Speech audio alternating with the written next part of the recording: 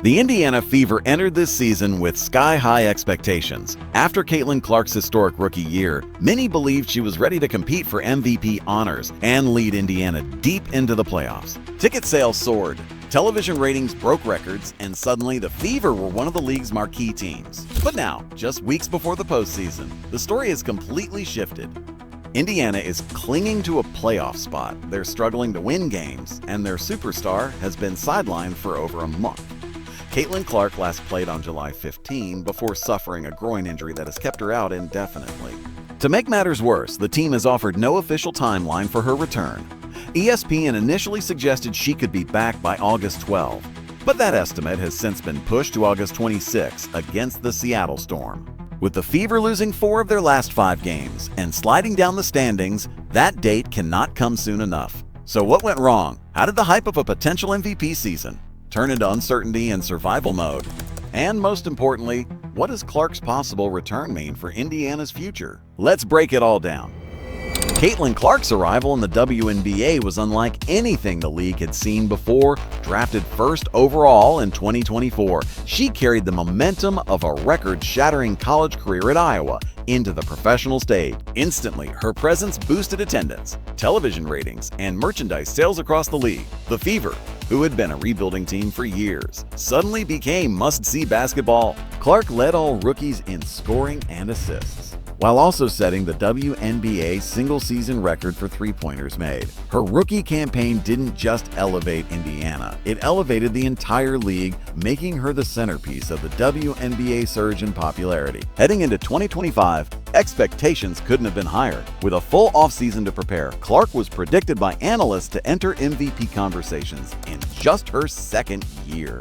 The Fever, bolstered by her partnership with All-Star center Aaliyah Boston and the leadership of Kelsey Mitchell, looked poised to be one of the league's most dangerous offenses. ESPN and other outlets scheduled Indiana for a packed slate of nationally televised games. Anticipating record audiences, the Fever's front office leaned into the hype, branding the team as a true championship contender, and for a while, the results matched the promise. Clark opened the season with multiple double-doubles, including near triple-double performances that had fans and media buzzing about her growth. The Fever jumped out to one of their best starts in years, proving they were no longer rebuilding, they were competing. For a team that had been overlooked for so long, this felt like the beginning of a new era. The Fever's hot start was quickly derailed by injuries. Caitlin Clark first strained her quad in late May, forcing her to miss time before returning on June 14, just as she regained her footing. Another setback hit. On July 15, she suffered a groin injury that has sidelined her ever since. With no clear return timeline from the team, fans and analysts were left in limbo, speculating about when Indiana's star might come back. Her absence came at the worst possible time. Clark missed the Commissioner's Cup and the All-Star Game, two marquee events that had been heavily promoted around her. Without her, the Fever's offense lost its spark. Defenses no longer had to stretch to guard her deep shooting range, and Indiana's once fluid ball movement slowed dramatically. To cope, head coach Stephanie White leaned on Kelsey Mitchell to take on more scoring, while Aaliyah Boston became the focal point in the paint.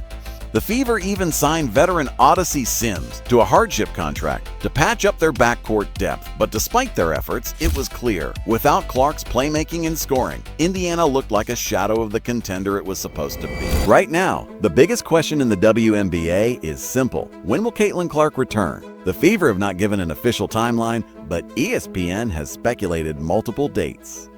At first, August 12 against Dallas was floated, but now the focus has shifted to August 26, when Indiana hosts the Seattle Storm.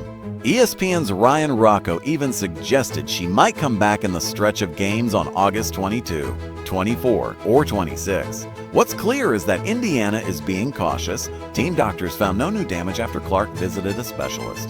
But groin injuries are tricky, and the Fever know they can't afford to risk a long-term setback. For Indiana, every game without her matters. They're still hanging in the playoff picture, but momentum has stalled. And the margins are razor thin.